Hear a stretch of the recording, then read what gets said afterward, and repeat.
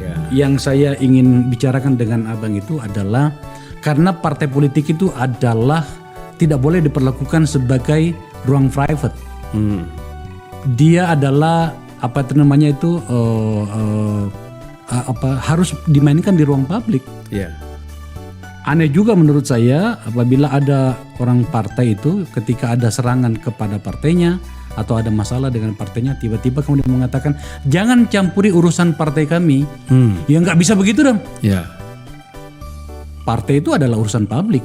Jangan hanya Anda datang kepadanya ketika Anda menginginkan suara, tapi ketika kemudian mandat itu sudah Anda dapatkan, tiba-tiba mengatakan nggak bisa dong ini masalah kami, nggak bisa seperti itu. Kita mulai dulu dari situ, Pak. Ya. Tapi lagi-lagi kemudian saya harus masuk pada topik. Abang bikin apa sampai kemudian bikin orang-orang teman-teman kita di Nasdem itu marah? Ya sebenarnya hal biasa ya. Oke. Ini kalau kita mau buka topik kita, ini kan sebenarnya gara-gara politik dua kaki, double standard, ya. Siapa? Ya Surya Paloh, Nasdem, ya kan. Dua kakinya kan begini. Kenapa saya bilang dua kaki? Mencalonkan Anies, tapi mengharapkan juga mendapat keistimewaan atau mendapatkan keuntungan dari koalisi Pak Jokowi, terutama dari pribadi Pak Jokowi sebagai presiden. Ini kan nggak mungkin. Nah, saya selama ini mengeluarkan pernyataan-pernyataan selalu ingin mendudukkan ini kan secara proporsional, gitu loh. Supaya politik ini kita terbuka, supaya kita harus politik itu bisa menentukan sikap. Politik itu nggak boleh dibangun dengan oportunis, ya kan? Opportunity oke. Tetapi menjadi oportunis itu nggak boleh. Ya, nah ini saya lihat kadang-kadang kan orang selalu bicaranya seolah-olah dia tegas, padahal dia oportunis. Nah orang tanpa saya pun bicara bahwa Nasdem bermain politik dua kaki, Pak Jokowi itu pasti udah tahu. Ngapain saya ngomong? Pak Jokowi ini kan bukan sendiri aja. Jadi kalau main-main sah semua orang bisa main sah-sahan ini, gitu kan? Nah jadi tidak boleh melihat dari satu sisi kepentingan kita aja. Kita harus juga lihat dari kepentingan yang lain. Nah saya bicara itu kan sebenarnya ini persoalannya kan akademik aja. Soal teori Hegelian ini kan. Ya abang mengatakan bahwa Anies itu adalah antitesis dari Pak Jokowi. Pak Jokowi. Yang kemudian dianggap oleh teman-teman di Nasdem, masih teman-teman saya juga ya. Ya. Meskipun saya nggak pengurus lagi, kan gitu. Ya teman itu tetap teman lah. Oh tetap teman gitu. Semuanya banyak teman saya di sana. Yeah. Itu dianggap mengganggu posisi politiknya Nasdem pada berbagai lini yang bisa kita perdebatkan. Sebenarnya abang itu mau ngomong apa sih sebenarnya menyangkut soal itu? Jadi kan kalau mengikuti pendekatan teoritik, ilmiah, ada tesis, ada antitesis, ada sintesis kan gitu. Yeah. Abang itu ngomong apa sebenarnya? Kok jadi rame begini ya? Karena ini orang kaget. Bagi orang-orang yang tidak mempelajari filsafat atau logika, itu dengar kata-kata tesis antitesis ini kaget ya. Ini barang apa pula ini kan? Sudah bertahun-tahun orang tidak pernah. Ini kan dia ngambil antinya, dia nggak paham itu antitesis itu apa. Ya kan? Nah, kan apa yang saya sampaikan normal aja. Pak Jokowi itu adalah orang yang berpikirnya sederhana tetapi langkahnya cepat. Ya kan? Di dalam mengerjakan program. Anies ini sebagai antitesis. Mungkin menteri-menteri Nasdem, menteri-menteri Nasdem ada 3 menteri, mungkin yang paling ini 1 menteri lah ya, yang paling khawatir di reshuffle, bilang sama Pak Surya, wah itu bahaya pernyataan Julvan, Pak Jokowi marah. Belum tentu juga Pak Jokowi marah. Siapa yang menteri yang abang maksud? Ya Sekjen Nasdem lah. Joni. Ya. Pak Joni Plate. Nah, ini kan mungkin khawatir sekali. Karena dia yang WA saya sebelum surat itu keluar kan. Oh apa bahasanya? Dia bilang, kakak itu ketua umum marah sekali dengan isi statement kakak, dia bilang, ya kan, gitu. Saya bilang udah nonton belum secara full video saya. Saya kirimlah video saya secara full kepada dia apa yang saya sampaikan. Mungkin dia juga nggak dengar. Kalaupun dia dengar, ini bagaimana administrasi partai kita? Saya tidak terima, ya kan? Kemudian Medsos kirim ke saya ini surat. Ini administrasi kita sangat jelek, saya bilang kepada Bang Surya. Dia kirim pesan seperti ketawa. Lucu juga buat saya. Masalah serius kok ketawa gitu ya. Nah, kemudian saya kasih tahu lagi. Ini surat ini keluar karena abang dikelilingi oleh para penjilat. Abang ini dikelilingi oleh para pengamen-pengamen ABS yang selalu itu yang setiap hari dikelilingi abang. Ini yang merusak sehingga abang ini tidak ada waktu untuk mendengar, menonton apa yang saya sampaikan. Yang dikasih itu cerita. Harusnya kan mereka bawa. Ini loh yang disampaikan Julvan ini. Ini begini. Ini kan nggak diceritakan, seperti pengamen. Keputusan diambil. Nah, bahaya pemimpin kalau suka dengar pengamen dan penjilat. Keputusannya bisa salah. Tunggu dulu, Bang. Saya kan kenal Bang Stova. Ya. Kenal Bang Surya. Kita satu rumah. Bahkan dulu saya tampaknya dibutuhkan oleh partai dan kemudian jadi pengurus. Jadi anggota DPR. Ya. Bang Zulfan malah berteman lama dengan Bang Surya. Apa pula masalahnya kok hal seperti ini tidak bisa dibicarakan? Lawang sudah clear kok tadi soal tesis, antitesis segala macam. Menurut saya tidak ada yang perlu diperdebatkan di situ. Ya. Itu adalah bentuk dukungan dari Bang Zulfan sebagai orang Nasdem terhadap kebijakan partai, tapi dengan bahasa yang berbeda. Kira-kira kan begitu kan gitu. Lah terus kemudian kenapa tiba-tiba jadi seperti itu? Lawang kan abang tinggal datang ke gondang dia yang semakin bagus itu kan. Ya saya 2 harinya kan di gondang dia 2 hari sebelumnya. Di gondang dia, tapi Bang Surya tidak ada, lagi di pulau. Ya, ya biasa aja, saya nggak ada masalah gitu, santai ya kan. Saya pikir ya memang nggak ada masalah karena Bang Surya memang belum dapat bisikan nih dari kaum penjilatnya. Ya kan, sehingga dia tenang-tenang aja. Jadi prosesnya kan sebenarnya apakah dianggap adik atau kawan atau apalah namanya, panggil dulu lah. Kau ini bangsat kau, Pak. Dia bilang. Kan bisa dibilang gitu. Brengsek kau. Iya. Tapi berdua jangan rame-rame kok. Rame-rame pasti saya lawan juga. Ya kan? Kalau berdua dipanggil kan sebagai abang, kita ditendang pun diam. Iya. Apa kok ngomong begini-begini? Kita pun akan jelaskan kan. Dengar dulu, saya jelaskan. Kan enak itu dialognya. Gitu. Tetapi kan persoalannya memang tipe Bang Surya kan jarang mau mendengar pendapat orang. Ya. Gitu. Nah, jadi saya pikir ya itu yang terjadi. Jadi bukan saya nggak mau, saya pasti mau. Masalahnya sekarang kan sudah melebar kemana-mana nih. Coba tampilin. Ini abang melanjutkan dari awal tadi itu. Dinonaktifkan Nasdem, Zulfan Lindan sebut ada menteri takut di reshuffle Jokowi. Apalagi yang lain? Bang Zulfan mengatakan enggak, saya masih anggota partai Nasdem, kira-kira gitu kan. Yang lainnya, ini dia nih, kemana-mana nih jadinya bolanya nih. Isu reshuffle Nasdem sindir menteri mau jadi capres 2024. Bahkan meminta apa tadi itu? Minta mundur. 4 menteri yang katanya mau jadi capres. Ya. Ini sebenarnya kakak ya, meminta menteri dari partai lain mundur dan yang meminta itu menteri dari partai Nasdem. Ini satu kelucuan lagi. Ini lebih lucu dari segala-galanya ini.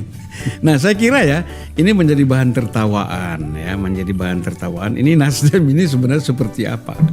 Ya kan? Dia yang dikhawatir di reshuffle, kemudian dia minta pula menteri-menteri lain yang mau maju capres itu harus mengundurkan diri. Sementara dia mengatakan bahwa persoalan menteri itu adalah hak prerogatif presiden. Tetapi di sini dia minta supaya menteri-menteri itu lebih baik mundur. Ini inkonsistensi terjadi ini. Makanya ini pikiran ini kacau. Ya kan? Pikiran kacau namanya. Karena apa?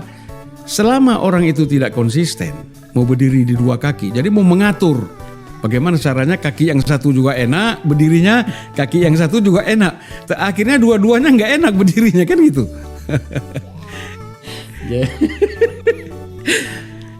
Tentu saja saya paham bahasanya senior saya ini. Saya punya banyak cerita sebenarnya menyangkut beliau karena begitulah dari dulu gitu ya. Tak bisa ada bahasa basi. Kira-kira Nasdem harus melakukan apa dalam kondisi seperti ini? Ya udah, ini sebagai kader ya? Ya. Jangan bohongin Pak Jokowi lagi lah. Langsung aja kami permisi, kami ini mendukung Anies. Ya kan? Jadi kami biar bekerja untuk mensukseskan Anies Baswedan sebagai calon presiden. Kan itu sebenarnya.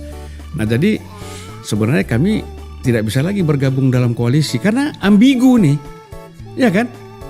Kan gitu. Sementara kan tinggal 2 tahun lagi. Sementara Pak Jokowi pun juga tidak membutuhkan lagi sebenarnya.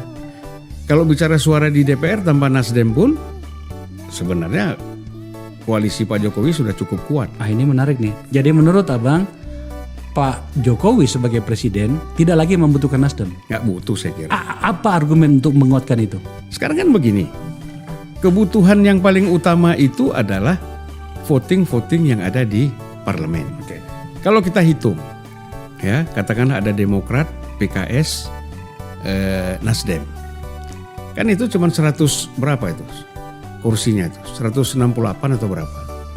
Ya kan yang lain Golkar, PDIP, Gerindra, PAN, P3, PKB itu kan semuanya ke Pak Jokowi. Jadi dari segi itu pun sebenarnya Pak Jokowi nggak butuh kepada Nasdem. Kalau bicara dari segi komposisi di parlemen. Di parlemen, gitu kan. Dari segi ide dan gagasan udah dingin lah. Udahlah nggak usah cerita ide dan gagasan lah. Yang prinsip aja sudah kalian kita sudah tidak sama, ya kan? Ngapain lagi kita bicara? Nah, jadi menurut saya lebih bagus Nasdem itu daripada kesini tidak kesana tidak, udah fokus, ya kan?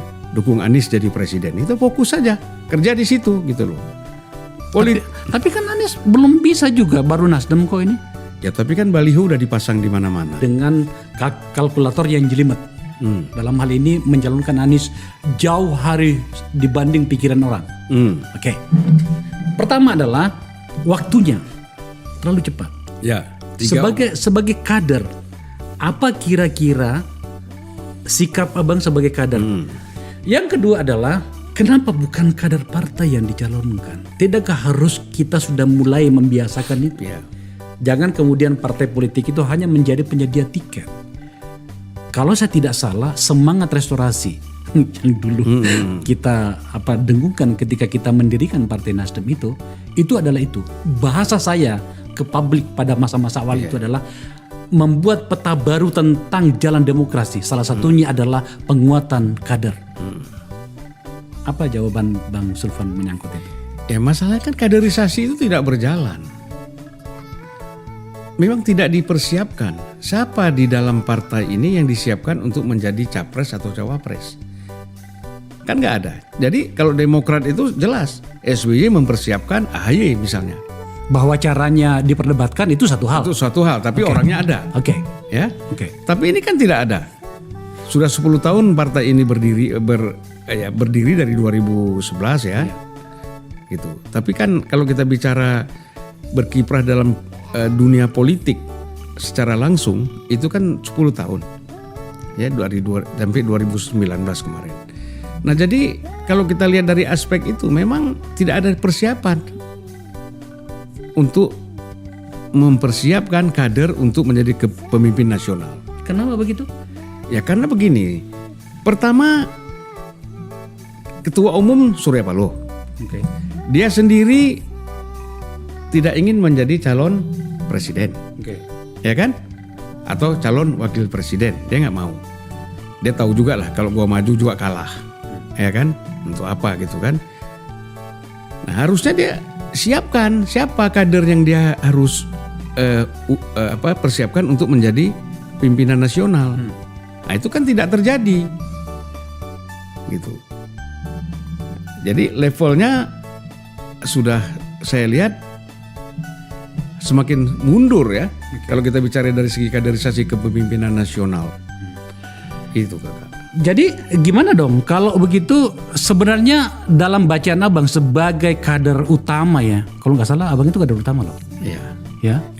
Cuman nggak dapat bintangnya. KTA-nya itu, kartu tanda anggotanya itu pasti saya kader utama ya. Itu apalagi dengan pertemanan dengan ketua umum ya, Om Surya ya. Itu sebenarnya Nasdem itu menurut Abang dari sebagai orang lama di partai politik ya, Abang kan sudah beberapa kali mendirikan partai dan berada di partai. Penerjemahan restorasi itu pada bagian itu di mana sebenarnya? Ya nggak ada, ini kan restorasi hanya istilah aja biar keren. Mana ada program restorasi apa? Ada loh. Apa? Tanpa meminta mahar bagi calon bupati misalnya gitu kan. Calon Gini gubernur. kakak, kalau kita bicara restorasi bukan itu. Oh, oke. Kita kan restorasi bicara sistem politik, kita bicara sistem ekonomi, kita bicara sistem budaya. Ya, budaya pun bukan dalam konteks seni. Budaya yang kita maksudkan pola pikir ini, ya kan, dirubah dari budaya yang kurang positif ke menjadi budaya yang positif. Itu kan tidak terbangun. Mengapa? Karena ini disebabkan oleh kita terlalu banyak wacana. Orang kan kalau mendengar pidato Surya Paloh seperti dia paling ideologis kan, wah paling demokratis, paling kemanusiaan. Itu kan dalam ucapan, tetapi dalam pikiran dan jiwa raganya tidak ada itu. Sehingga apa? Sehingga tidak bisa diwujudkan. Orang namanya ya, kita bisa lihat, kita bisa buktikan. Bicara ideologi, ya dia juga nggak ngerti ideologi, ngerti bahasa ideologi. Ideologi itu apa dia nggak paham. Kalau kita tanya ideologi, oh itu Pancasila, 5 sila itu dikupas satu-satu, ketuhanan yang Maha Esa apa ini apa sampai keadilan sosial, nggak paham dah. Apalagi kalau kita masuk dalam perbandingan ideologi, ada sosialisme, kapitalisme, ada Islam di situ, lebih nggak paham lagi. Jadi pemimpin-pemimpin politik kita ini terus terang aja sebenarnya bicara ideologi itu sloganistik. Ideologi dijadikan sebagai suatu daya tarik kepada orang seolah-olah kita ini ideologis, kita ini ideolog. Ideolog dari mana? Ya kan? Sistem politik nggak dipahami, sistem ekonomi tidak dipahami. Kan inti dua itu saja dulu. Lalu bagaimana Anda mengatakan Anda seorang ideolog? Nah ini harus kita koreksi total ini. Ya, orang jangan enak saja dicap sebagai ideolog padahal nggak ngerti apa-apa. Ya kan? Kalau kata Bung Karno, filosofi Grundslahnya aja dia nggak paham. Weltanschauungnya aja dia nggak paham. Ya kan? Way of life-nya aja dia nggak paham. Itu baru bicara di atas. Ya kan? General norm. Apalagi bicara ideologi yang lebih rumit. Kita bicara dalam sistem politik dan ekonomi lebih nggak paham lagi. Jadi ya namanya kader partai ya, bukan kader ya. Saya kira di Nasdem ini kalau kita bilang kader tuh jarang. Yang ada tuh anggota, pemegang KTA. Pemegang KTA. Nah pemegang KTA ini sore lah kalau dengar pidato kan. Wah lain. Bung Karno tuh kalau baca seorang ideolog memang dia paham betul Marxisme itu apa, dia kupas habis ya kan. Nah kalau ini kan hanya dengar istilah tapi isinya nggak paham. Nah ini yang kita sayangkan ya. Tolonglah pemimpin-pemimpin partai ini jangan bohong-bohongi rakyat dengan pidato tapi sebenarnya substansinya dia nggak paham. Nah bagaimana rakyat paham, dia sendiri nggak paham kok. Saya berusaha untuk menahan diri untuk tidak terlibat terlalu jauh pada tapi pembahasan Bang Sulpan ini, karena buat saya yang paling penting Bang Akbar ya, kalau nanti ini di upload nanti ke YouTube jangan ada yang diedit lah ya.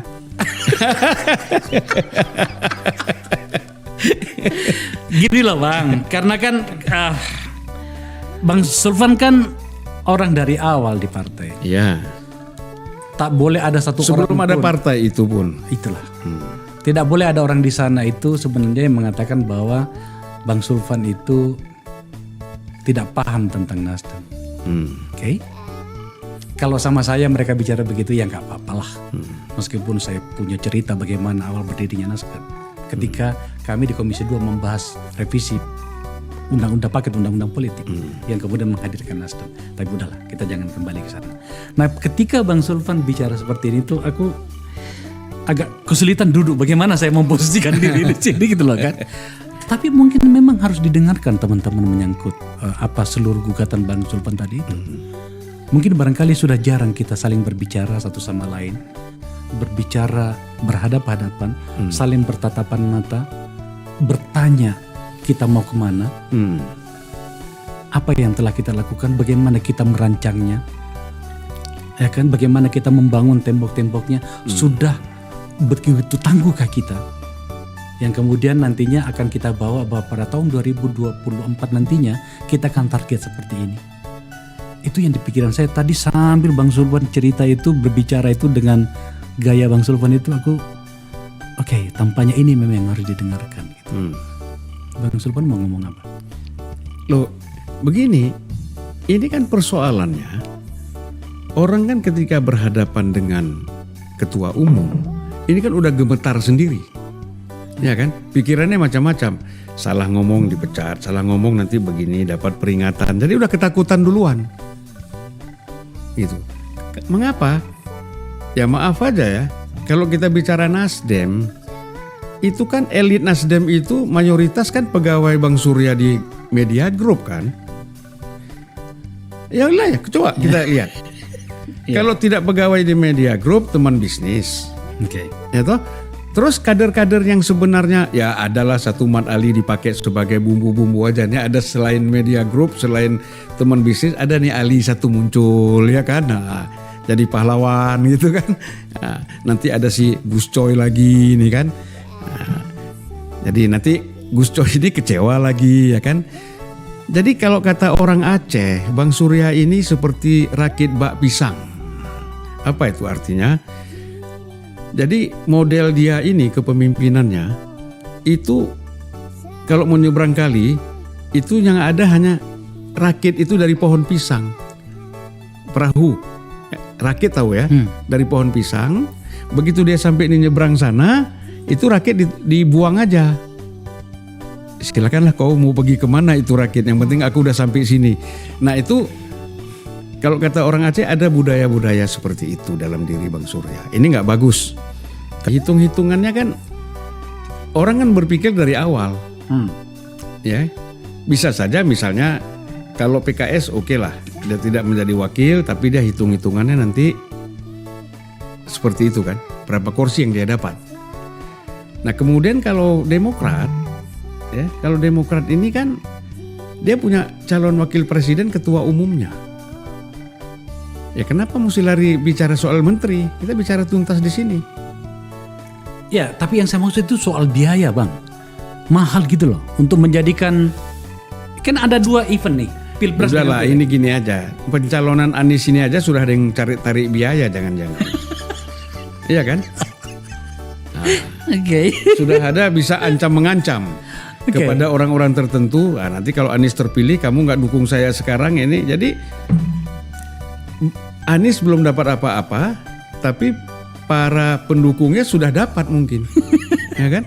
Abang yang ngomong loh ya. Lo mungkin, biasanya kan gitu. Ya, kita kan pengalaman, ya kan? Gitu. Kita kan pengalaman, mulai dari wali kota, bupati, gubernur gitu kan. Orang-orang yang memang die hard untuk mendukung satu calon, itu biasa didekati oleh para pemilik modal kan. Kalau istilahnya si Pak Mahfud itu cukong-cukong kan. Bisa saja juga dalam hal ini terjadi seperti itu. Oh, dengan karakter politiknya yang dianut oleh Pak Anies, itu memungkinkan cukong mendekat. Saya bertanya sebagai orang nih, bertanya lurus-lurus aja gitu. Cukong ini kan macam-macam. Macam-macam ya. Cukong ini kan ada yang kelas menengah juga, dan itu kan banyak. Jadi capres itu kan mahal gitu. Ya tapi kan oligarki ini bermain 2 kaki. Kalau ada 2 presiden, ke sini kasih 70, sana 30. Kembali ke bisnis, Bang. Jangan menyimpan telur di satu keranjang. Kira-kira gitu. Iyalah. Bang, cari aman kan? Namanya pedagang. Iya, pedagang. Terakhir, Bang, apa yang Abang ingin sampaikan kalau ketemu sama Bang Surya? Saya nggak mau ketemu masalahnya, jadi nggak perlu ada yang saya sampaikan. Saya kira nggak usah lah. Dari awal sudah merusak hubungan, ya ngapain lagi kita ketemu? Anda berteman dengan dia puluhan tahun loh. Ya, Nabi Muhammad sama paman-pamannya juga ketika berbeda kan udah bisa juga. Ya kan? Sama paman sendiri Abu Jahal, Abu Lahab. Bang Surya itu kan selalu begitu. Baik Bang itu. Itu tidak. Ini kan abang kita. Nah, saya sekarang agak masuk dikit nih. Ya, sebagai manusia yang pernah terlibat penuh di partai ini. Udahlah, biarlah itu menjadi catatan sejarah. Dan kalau nanti saya buat autobiografi ketika saya 70 tahun, saya akan sebut bagaimana Surya Paloh adalah salah seorang yang bersama-sama saya punya ide dan gagasan politik untuk membangun Indonesia. Tetapi pada akhirnya harus berpisah. Kan biasa itu. Ya kan? Bung Karno Sarir bersama-sama, tapi pada akhirnya berpisah. Sama Bung Hatta juga terpisah. Ya kan? Tapi ini kan kelasnya beda, bukan kelas Sarir Hatta lah. Ini kita ambil contoh aja. Kekuasaan ini kan tinggal balik tangan. Hari ini kita berkuasa 5 tahun gak lama, nanti berubah lagi. Nah, hari ini orang merasa dekat dengan Surya Paloh, besok tidak dekat lagi, mulai ngeluhnya ke kita lagi. Kan gitu. Waktu dia dekat, wah kita yang diserang. Begitu dia tidak dekat, kita lagi yang dikeluhkan kan. Ngeluh kepada kita lagi. Itu kan sering terjadi Bang. Mudah-mudahan berhasil ya kan. Nah kita lihat nanti. Gitu. Nah pertarungan yang panjang ya. Apakah bisa menang atau tidak. Itu kalau saya sarankan itu. Gak usah terlalu pikir kemana-mana lah. Selanjutnya abang mau kemana? Saya? Ya. Saya jadi YouTuber. Mengambil posisi lebih banyak berkecimpung pada intelektualitas di dalam pengelolaan politik Indonesia.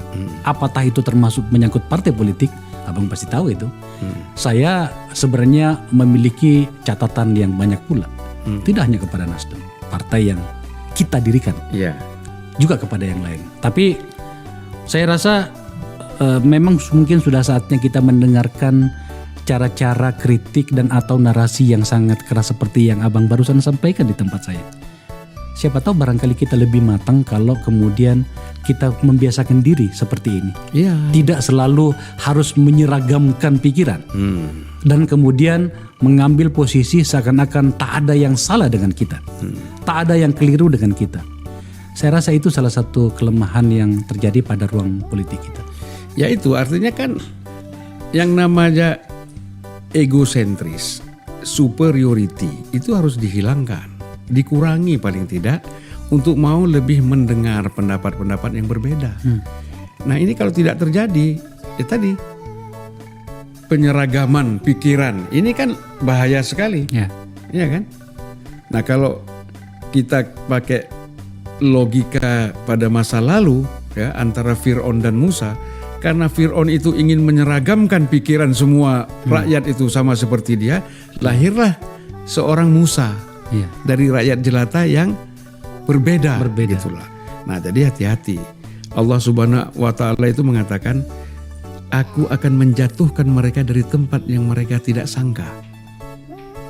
Mereka sangka ini, wah ini akan jatuh karena sesuatu yang besar. Nggak ada. Satu yang kecil aja bisa jatuh. Nah itu harus hati-hati. Jadi banyak sebenarnya kalau kita bicara dalam konteks perubahan, diawali dengan jiwa yang bersih, itu sebenarnya gampang. Makanya saya ada puisi misalnya, kalau kau tanya kesetiaan, jangan bertanya kepada angin. Angin itu hanya melintas. Tapi tanyakanlah kesetiaan itu kepada sebuah lilin. Lilin itu bukan melintas. Dia akan rela mati untuk kamu, ya, sampai dia sendiri pun terbakar. Nah, Bang Surya, mudah-mudahan tidak dikelilingi oleh orang yang bersifat angin, tapi dikelilingi oleh orang-orang yang bersifat lilin. Itulah penutup saya untuk Bang Surya. Terima kasih. Ini berat juga sebenarnya ini episode kali ini berat ini bagi saya sebab ini kita membicarakan orang-orang yang saya kenal dengan sangat baik, bahkan Saya cuma berharap bahwa dialektika yang berkembang di ruang publik, salah satunya di tempat saya ini, itu semakin membawa kita ke masa depan. Sebab seperti itulah seharusnya. Keberagaman itu penting.